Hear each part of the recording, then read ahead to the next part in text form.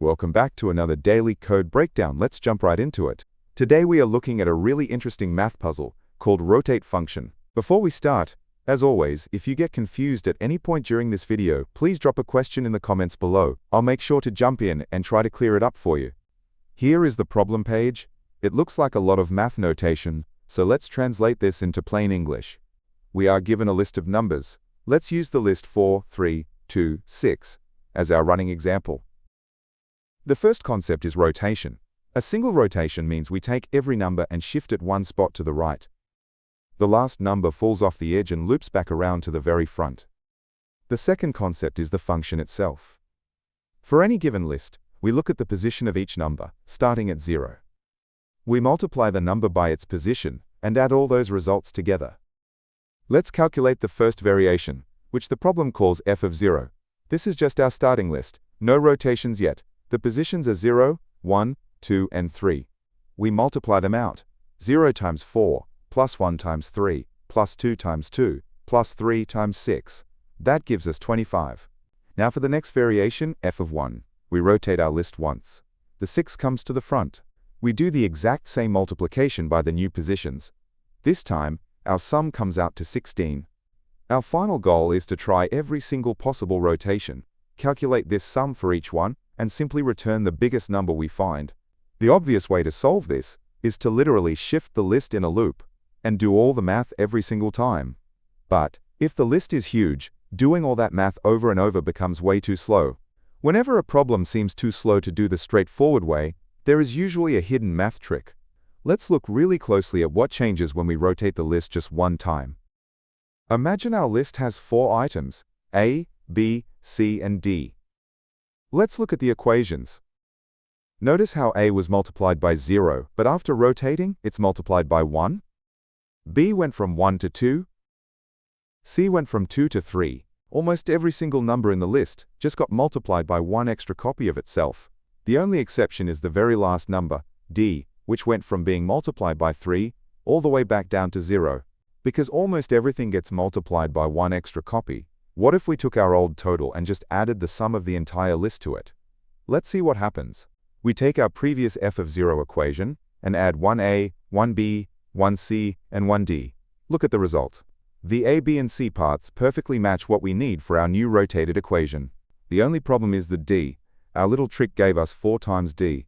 But in the real rotated list, d is at the very front, position 0, so it should be 0 times d.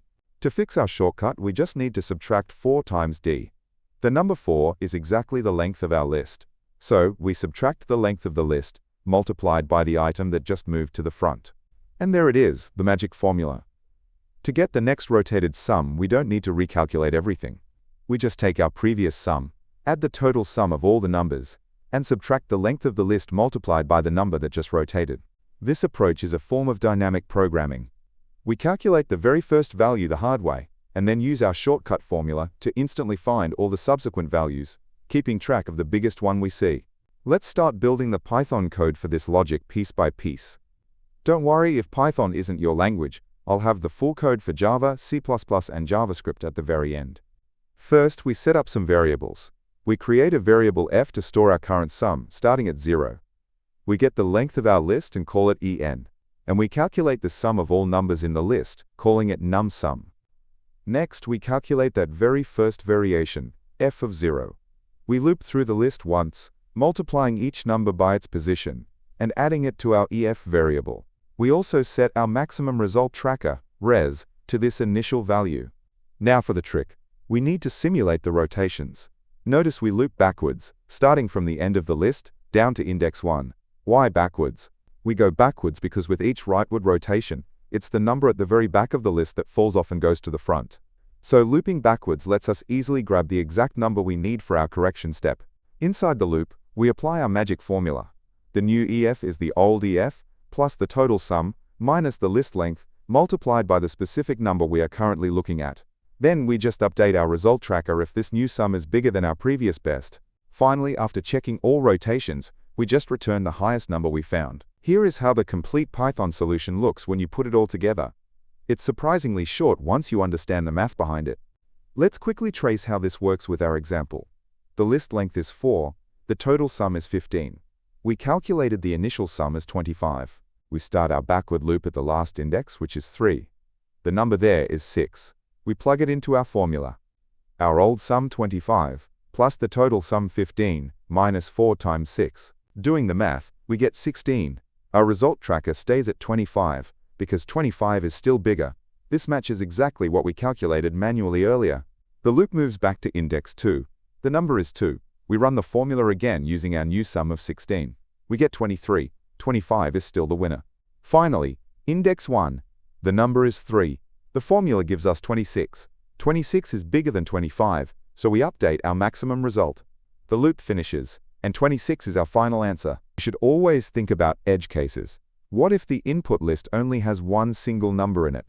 If the length is 1, our initial sum calculation will just be 0 times that number, which is 0. Then, our backward loop is told to start at 0 and stop before 0, so it just skips the loop entirely. It correctly returns 0. Our code handles it perfectly. Let's talk performance. Because we found a mathematical shortcut, we only need to iterate through the array twice in total, once for the setup, once for the rotations. This means our time complexity is strictly linear, or order n, where n is the length of the list.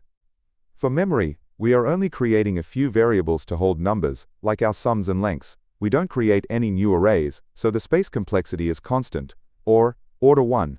Let's review the key takeaways from this problem. First, if a brute force method is too slow, write down the steps and look for a pattern. Second, reusing previous calculations instead of starting from scratch is the core of dynamic programming. And third, sometimes a little bit of math can turn a massive loop into a simple single line of code. Alright, as promised, let's look at the solutions in other languages. If you don't want to pause and type these out, you can head over to leetcodeunlocked.com, using the link in the description, to just copy and paste the code. Here is the complete solution written in Java. The logic is identical. Next up, here is the C++ version. Notice we use long longs just to be extra safe with large numbers. And finally, the solution in JavaScript. Again, same exact formula and logic. Before we wrap up, I want to quickly mention a channel update. As you can probably tell, I use an AI voice for these narrations. I actually built this system for myself to generate instant, clear explanations the second a daily problem drops. I recently changed up the visual format of these videos to be faster and punchier. If you like this new, faster visual style, or if you hate it, please let me know in the comments below. Your feedback really helps. And again, if you have any lingering questions about the math or the code we just went through, ask them now and I'll respond. Also, I run a larger channel called Leetcode Unlocked. My ultimate goal is to eventually create a clear explanation for every single problem on the platform, not just the dailies.